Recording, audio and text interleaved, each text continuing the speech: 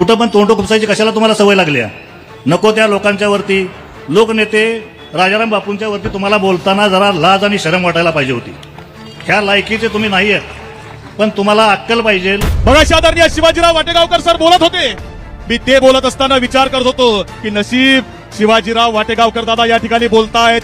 जर बापू बिरू वाटेगावकर जिवंत राहिले असते तर भर चौकात हा मंगळसूत्र चोर फाडून टाकला असता. या सांगली जिल्ह्यातल्या एका टोपीच्या नावाच्या माकडानं फडणवीस नावाच्या राजाचं नाक छाटून टाकलं तरी राजा सुधरायला तयार नाही. पडळकर नावाचं गांजाचं झाड त्या तुळशी वृंदावनामध्ये उगवलं कसं?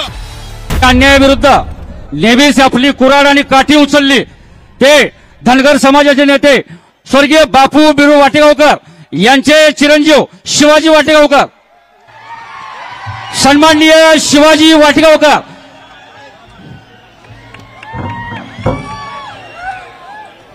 नमस्कार. आज आपण इथं महाराष्ट्र संस्कृती जपण्याचा मेळावा आपण बनवला. या मेळाव्यासाठी उपस्थित राहिलेले माननीय शरदचंद्र पवार साहेब पक्षाचे प्रदेशाध्यक्ष शशिकांत शिंदे साहेब, खासदार माननीय अमोल कोल्हे साहेब,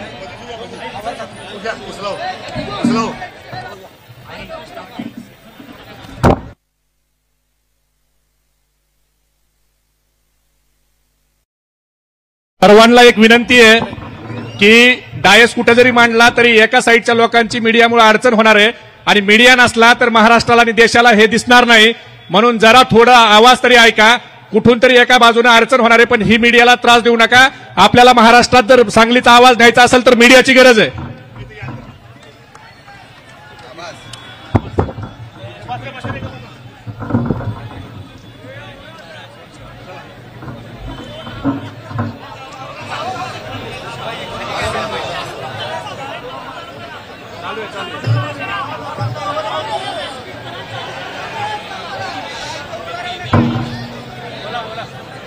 खासदार निलेश लंके साहेब, माननीय खासदार धैर्यशील मोहिते पाटील साहेब, माननीय आमदार जितेंद्र आव्हाड साहेब, माननीय राजेश टोपे साहेब, माननीय विश्वजित कदम साहेब, माननीय बाळासाहेब पाटील, माननीय अनुराधा लाड, माननीय उत्तमरावजी जानकर साहेब, माननीय आमदार रोहित पवार साहेब, माननीय रोहित पाटील, मानसिंगराव नाईक साहेब आणि व्यासपीठावरील सर्वच मान्यवर आणि पुढे बसलेले माझे बंधू आणि भगिनी, आज आपण माननीय जयंत पाटलांच्या वरती नको त्या खालच्या थराची जी टीका झाली, ह्या टीकेला सामान्य माणसामध्ये एवढा जनाक्रोश आहे आणि त्यातल्या त्यात आमच्या धनगर समाजामध्ये तरी अतिशय मोठा आहे.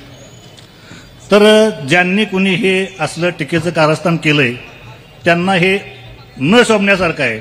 अतिशय खालच्या पातळीला जाऊन नीच प्रवृत्तीचे हे काम करणारी माणसं जाती जातीमध्ये मतभेद घडवणं आणि कुठल्या तरी कृत्याचं कार्यक्रम लावणं, ह्या अशा लोकांना जनतेनं ताबडतोब धडा शिकवणं गरजेचं आहे. त्यांना कुठल्याही प्रकारची, तुम्हाला जनतेनं कशासाठी निवडून दिलं, जनतेची सेवा करा. तुम्हाला त्या दुष्काळ तालुक्यामधल्या जनतेनं कशासाठी निवडून दिलं ह्याची जर तुम्हाला जाणीव नसेल, तुम्ही तिथं जनतेची सेवा करा ना. बाकीचे कशाला मापं काढीत बसता? कुठं नको ते, कुठं पण तोंड खुपसायची कशाला तुम्हाला सवय लागल्या? नको त्या लोकांच्या वरती, लोकनेते राजाराम बापूंच्या वरती तुम्हाला बोलताना जरा लाज आणि शरम वाटायला पाहिजे होती. ह्या लायकीचे तुम्ही नाही आहेत, पण तुम्हाला अक्कल पाहिजे.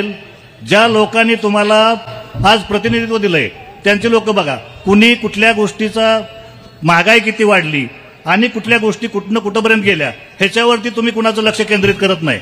तुम्ही नको त्या बाजूला लक्ष केंद्रित करून नाही त्या गोष्टी लोकांच्या समोर आणायचा प्रयत्न करता, नको त्या गोष्टी पुढे आणून फ्लॅशमध्ये यायचा प्रयत्न करता. स्वाभिमानावर शिंतोडे उडवण्याचा एकाला छंद होता, सूर्यावर थुंकणारा जन्माला आलेला तो मंद होता. द्वेषाचं राजकारण सगळीकडे पसरवलं जात होतं, पण राजाराम बापूंचा वारसा सांगणारा मात्र सह्याद्री सारखा शांत होता. सह्याद्री सारखा शांत होता. या विचारपीठाला ज्यांचा आशीर्वाद आहे ते पद्मविभूषण शरदचंद्रजी पवार साहेब. पवार साहेबांचं नाव घेतल्यानंतर विचारपीठावरच्या सर्वांचाच नामोल्लेख झाला असं मी या ठिकाणी समजतो. खर तर मुख्यत्वे महाराष्ट्रभरामधून आम्ही सगळे या ठिकाणी आलोय. मी उत्तर महाराष्ट्रातल्या नाशिक जिल्ह्यातल्या देवळा तालुक्यामधून इथं आलोय आणि सांगली जिल्ह्यातली बहुसंख्य रयत या ठिकाणी आहे. मी सांगली जिल्ह्यातल्या माझ्या बांधवांना सवाल करायला आलोय. मी शहाद्यामध्ये परवा होतो. लोकनेते राजाराम बापू पाटील पदयात्रा घेऊन या इस्लामपूर सांगलीच्या मातीमधून शहादा म्हणजे नंदुरबार जिल्ह्याच्या शेवटच्या टोकापर्यंत गेले होते आणि त्या ठिकाणी पीके अण्णा पाटील आणि बापूंच्या विचारांनी प्रेरित होऊन सातपुडा कारखाना काढला. सातपुडा कारखाना काढल्यावर बापूंनी सांगितलं कारखाना काढून थांबू नका, शिक्षण संस्था उभी करा, शेतकऱ्याच्या पोरांनी शिकलं पाहिजे. बापूंच्या नावाने संस्था उभी राहिली आणि परवा ज्यावेळी ही घटना इथं सांगलीमध्ये घडली त्यावेळी शहाद्यामध्ये प्रतिक्रिया होती की बापूंच्या विचारानं शेवटचं टोक असणारं महाराष्ट्रातला शहादा जिल्हा जर काम करत असेल तर माझा सांगली जिल्ह्यातल्या भावंडांना प्रश्न आहे की तुमचा वारसा कोणता आहे, तुमचा वारसा काय आहे? हा तो क्रांतीचा सांगली जिल्हा आहे ज्या जिल्ह्यामध्ये क्रांतिसिंह नाना पाटील जन्माला आले. हा तोच जिल्हा आहे जी.डी. बापू लाड, नागनाथ अण्णा नायकवडी, यशवंतराव चव्हाण असतील, यशवंतराव चव्हाण साहेब असतील, यशवंतराव मोहिते असतील, राजाराम बापू पाटील असतील, वसंतदादा पाटील असतील, अशी आबाळाच्या उंचीची माणसं ही तुमच्या सांगली जिल्ह्यामध्ये जन्माला आली. मग पडळकर नावाचं गांजाचं झाड या तुळशी वृंदावनामध्ये उगवलं कसं? माझा तुम्हाला सवाल आहे. बघा, आदरणीय शिवाजीराव वाटेगावकर सर बोलत होते. मी ते बोलत असताना विचार करत होतो की नशीब शिवाजीराव वाटेगावकर दादा या ठिकाणी बोलतायत. जर बापू बिरू वाटेगावकर जिवंत राहिले असते तर भर चौकात हा मंगळसूत्र चोर फाडून टाकला असता. तुम्हाला एकच उदाहरण सांगतो आणि थांबतो. आव्हाड साहेब, एका राजाने एक माकड पाळलं होतं आणि राज्याच्या रक्षणाची राज्यामध्ये काही अडचण आली तर ती सगळी जबाबदारी या राजाने त्या माकडावर सोपवली होती. मग माकडाला जबाबदारी मिळाली म्हटल्यावर माकड हातामध्ये तलवार घेऊनच फिरायला लागलं. जो दिसला त्याला धमकव, जो दिसला त्याला धमकव. एके दिवशी दुपारी राजा झोपला होता.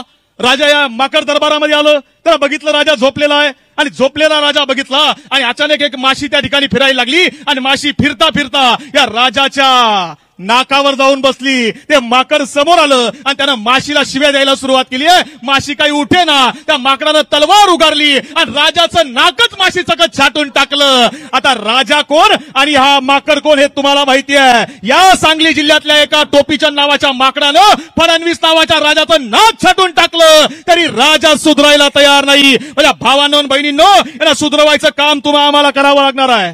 यांचं कर्तृत्व काय आहे? आदरणीय जयंत पाटील साहेबांनी या मातीमध्ये सहकार रुजवला, शिक्षण रुजवलं, संस्कृती रुजवली. एक नाही, दोन नाही, तब्बल 8 वेळा निवडून येऊन संस्कार काय असतात हे दाखवून द्यायचं काम आदरणीय जयंत पाटील साहेबांनी केलं. तुमचं कर्तृत्व काय आहे? धन्यवाद. एसटी कर्मचारी रस्त्यावर उतरवला, एसटी बँक बुडवली आणि हे सगळं. एक शेवटचा मुद्दा सांगतो.